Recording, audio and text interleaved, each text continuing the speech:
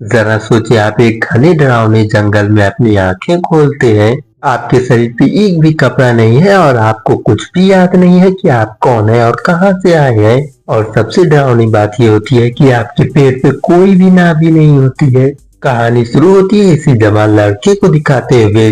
देखने में ऐसा लग रहा था कि ये जैसे अभी अभी पैदा हुआ है। ये अपने हाथ और शरीर को इस तरह से देख रहा होता है कि जैसे वो उसके है ही नहीं। उसे कुछ भी याद नहीं होता है कि वो कौन है और वो कहाँ से आया है, उसका नाम क्या है। वो इसी तरह से जंगल में भटकते हुए आगे जाने लगता है। कुछ देर भटकने के बाद उसे जंगल के बाहर एक रोशनी दिखाई देती है। एक उम्मीद के साथ वो वहां पे जाता है, लेकिन ये शहर तो उसके लिए जंगल से भी ज्यादा खतरनाक होता है। यहाँ पे ढेर सारी गाड़ियां आसपास से जा रही थी और हजारों लोग इसके ऊपर चिल्ला रहे थे। वो वहां पे हर एक चीजों को अजीब अजीब तरीके से देख रहा है। उसे ये भी नहीं समझ में आता है कि यहाँ पे इंसानों की दुनिया में कपड़े भी पहने जाते हैं।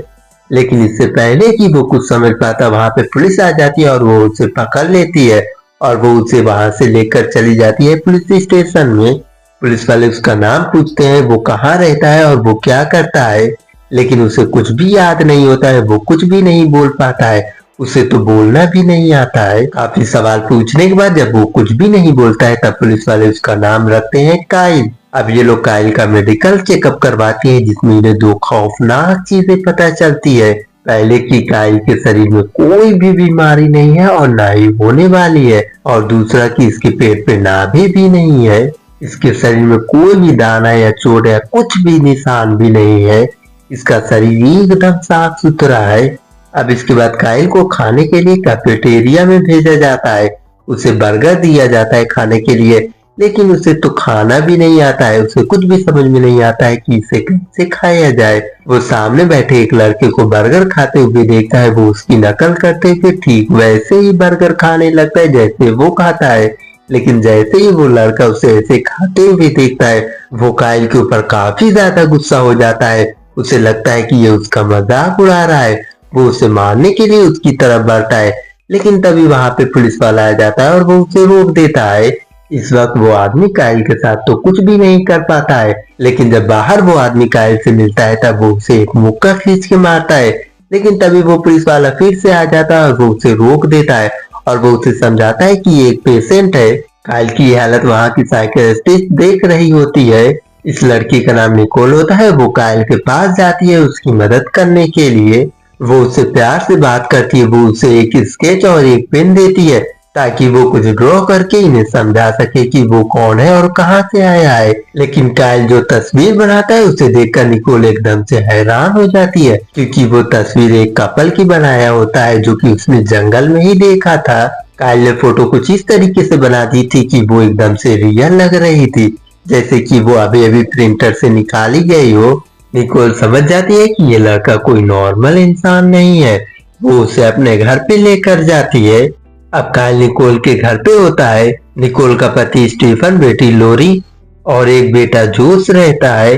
काइल वहां पे हर एक चीज बड़ी गौर से और बड़ी हैरानी से देखता है, लेकिन तभी उसकी नजर पड़ोस में खड़ी एक लड़की पे पड़ती है। वो वहां पे जाता है उस आवाज को सुनते हुए जो वो लड़की बजा रही थी। जब काइल उस लड़की के घर पे पहुंचता है, तब वो काफी ज्यादा खुश हो जाता है और उसकी आंखों से आंसू आने लगते हैं। इस पियानो को सुनने के बाद इस लड़की का नाम अमांडा होता है। जैसे ही अमांडा उसे देखती है, काइल घबरा जाता है और वहां से भागने लगता है। वो भागते हुए सीधा जाके बाथरूम में जाता है और वहां पे जाके छुप जाता है बाथटब में। तभी निकोल का बेटा जोस अपने बेडरूम से एक एडल्ट मैगजीन लेकर आता है। वो काइल को देखकर इतना ज्यादा डर जाता है, वो वहां से उसी हालत में भागने लगता है और उसकी मैगजीन वहां पे सीढ़ियों पे गिर जाती है, जो कि उसकी माँ देख लेती है।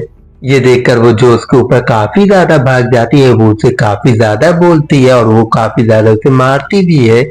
रात के समय सभी लोग खाना खाने के लिए टेबल पे बैठे होते हैं। सभी लोग नॉर्मली बात कर रहे होते हैं, लेकिन तभी काइल एकदम रट्टू तोते की तरह वो सभी बात दोहराने लगता है जो कि लोरी ने अपने बॉयफ्रेंड से बात की थी।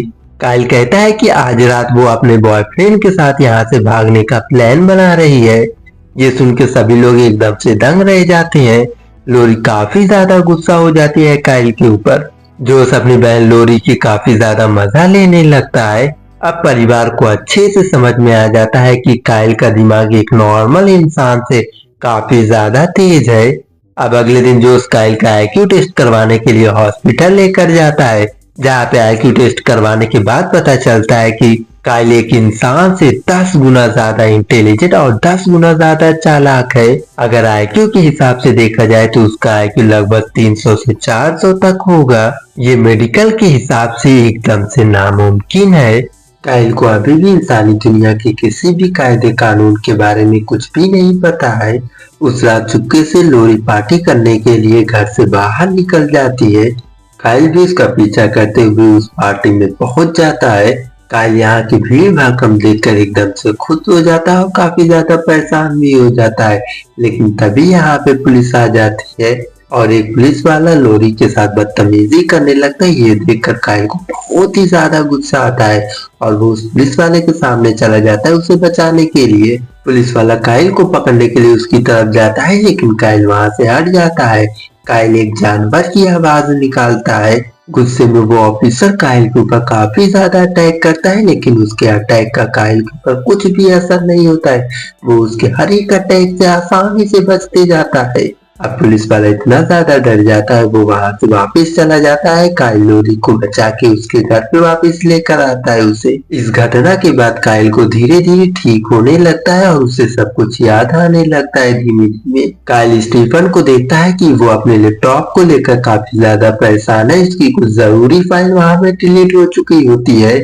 कायल उसका लैपटॉप लेता है और उसकी डिलीट हुई फाइल को वापस से रिकवर कर देता है। ये देखकर वो बहुत ही ज्यादा खुश हो जाता है। ये एक बच्चे की तस्वीर होती है, जिसे देखकर स्टीफन बहुत ही ज्यादा खुश हो जाता है। इसके बाद कायल जोश के लिए एक नई एडल्ट मैगजीन लेकर आके उसे देता है। जोश जब उस एडल्ट मैगजीन को देखता है तब वो बहुत ही ज्यादा खुश हो जाता है। कायल धीरे धीरे करते हुए अपने परिवार में जगह बनाना शुरू कर देता है, लेकिन कायल की सबसे बड़ी प्रॉब्लम थी नींद। उसे नींद आती ही नहीं थी रात में। वो पूरी रात बस जागते ही रहता है। कायल रात में जाता है और फ्रिज खोलता है और किसी बच्चे की तरह जिसे कुछ भी नहीं पता होता है, कोई भी सही गलत चीजों के बारे में नहीं पता होता है, ठीक उसी तरह से उसमें रखे हुए सारे सामान खाने लगता है। वो किसी भी चीज में कुछ भी मिला के खाने लगता है, लेकिन उसे लज्जत के बारे में कुछ भी नहीं पता होता है। अगले दिन निकोल कायल को एक बार फिर से डॉक्टर के पास लेकर जाती है उसका चेकअप करवाने के लिए। डॉक्टर को कायल का दिमाग किसी नॉर्मल इंसान के जैसा नहीं लग रहा था। वो लाल और पीली रोशनी से चमक रहा था। वेटिंग रूम में कायल एक बहुत ही मुश्किल पजल को बस 10 ही सेकेंड में सॉल्व करके रख देता है, जिसे देखकर सभी डॉक्टर एकदम से हैरान हो जाते हैं। डॉक्टर निकोल को बताते हैं कि कायल को कभी भी थकान नहीं होती है। अब इस बात का पता करने के लिए स्टीफन, जो कि खुद ही एक फिट आदमी होता है, वो कायल के साथ एक रेस लगाता है। दोनों साथ में दौड़ना चालू करते हैं। कुछ दूर जाने के बाद स्टीफन की सांस फूलने लगती है। वो वहीं पे रुक जाता है, लेकिन कायल रुकता नहीं है। वो काफी देर तक आगे बढ़ते रहता है। उसकी स्पीड देखते ही देखते काफी तेज हो जाती है। स्टीफन घर आने के बाद निकोल से कहता है कि ये कोई नॉर्मल इंसान नहीं है, इसकी तो थकान खत्म ही नहीं होती है। वो जब दौड़ता है तब वो लगातार दौड़ते ही रहता है, एक भी पल के लिए नहीं रुकता है। अब परिवार कायल की वजह से काफी ज्यादा डरने लगता है। उसी रात निकोल और स्टीफन अपने बेटों को देखने के लिए जाते हैं। जोश तो वहां पे सो रहा होता है, लेकिन कायल वहां पे मौजूद नहीं होता है। वो पूरे घर में कायल को खोजते हैं, लेकिन कायल उन्हें कहीं पे भी नहीं मिलता है।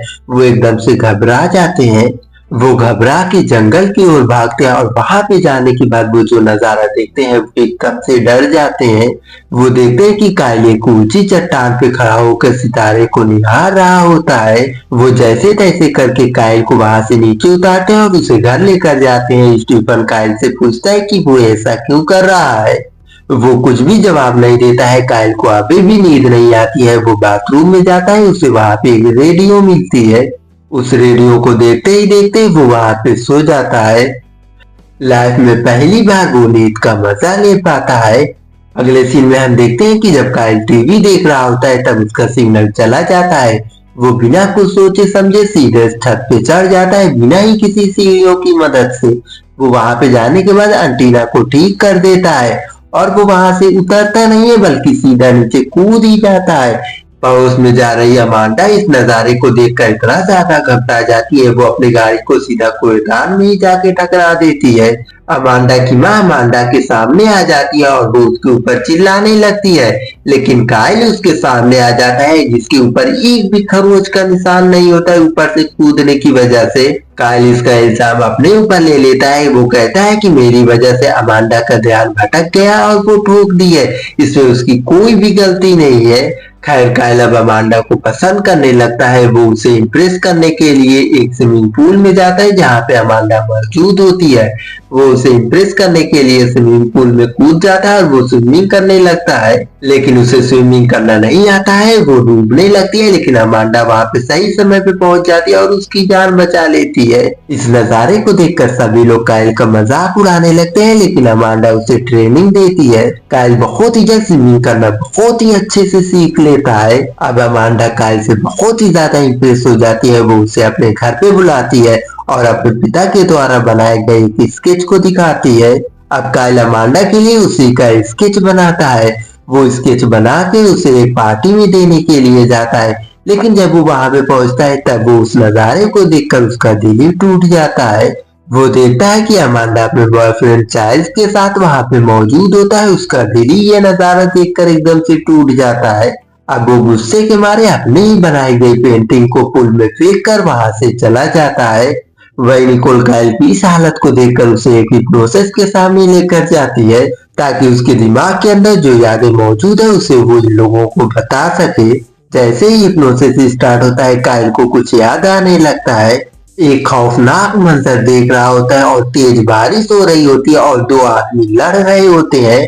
उसमें से एक आदमी जिसका नाम टॉम फोर्स होता है वो दूसरे वाले आदमी को गोली मार देता है। काइल टॉम फोर्स चिल्लाते हुए उठ जाता है। निकोल इस आदमी का नाम सुनने के बाद काफी ज्यादा चौंक जाती है, क्योंकि ये आदमी कोई और नहीं बल्कि उसी के ऑफिस में काम करने वाला एक आदमी होता है। काइल उस आदमी का स्केच बनाता है जिसे सपने में मारा गया था। अब इस गुत्थे का पर्दाफाश करने के लिए काइल, लोरी और जोश उस प्रोफेसर की यूनिवर्सिटी में पहुंचते हैं। वहां पे उन्हें एक फोटो दिखाई देती है, जिस फोटो को देखने के बाद तीनों के पैरों तले जैसे जमीन गायब हो जाती है, क्योंकि वो देखते हैं कि उस फोटो में काइल भी मौजूद होता है। अब इस चीज को देखने के बाद प्रोफेसर की असिस्टेंट काइल का मेमोरी टेस्ट लेती है। काइल 100% स्कोर करता है, जिसे देखने के बाद वो असिस्टेंट आके उन्हें बताती है कि प्रोफेसर फ्रेडमैन इंसानी दिमागों पे एक एक्सपेरिमेंट कर रहे हैं, जिसमें एक अजीब सा निशान और किसी चीज की लोकेशन मौजूद होती है। काइल उस लोकेशन का पीछा करते हुए एक जंगल में पहुंच जाता है और वो उस जाली को पार करने के बाद उस जंगल में प्रवेश कर देता है, लेकिन तभी वहां पे एक नकाबपोश आदमी काइल के ऊपर हमला कर देता है। काइल उससे लड़ता है, लेकिन वो जैसे तैसे करके उसका नकाब वहां से हटा देता है। काइल जब उस आदमी का चेहरा देखता है तब वो एकदम से हैरान हो जाता है, क्योंकि वो आदमी कोई और नहीं बल्कि टॉम फोर्स ही होता है। टॉम उसे चेतावनी देते हुए कहता है कि अपने पास्ट को खोजना बंद कर दो, क्योंकि अगर तुम नहीं रुकोगे तो मैं तुम्हारी पूरी फैमिली को खत्म कर दूंगा, जो कि तुम्हारी नई फैमिली अभी भी बनी हुई है। और इसी सस्पेंस सीन को दिखाते हुए ये कहानी यहीं पे खत्म हो जाती है। एक इंसान एक एलियन या फिर किसी सीक्रेट एक्सपेरिमेंट का हिस्सा है। प्रोफेसर फ्रेडमैन के साथ उसका रिश्ता क्या है, और ये टॉम फोर्स कौन है जो कि उसे बचाना भी चाहता है और उसे धमका भी रहा है। देखने में ऐसा लग रहा है कि काइल का भविष्य उसके अतीत से भी ज्यादा खतरनाक है।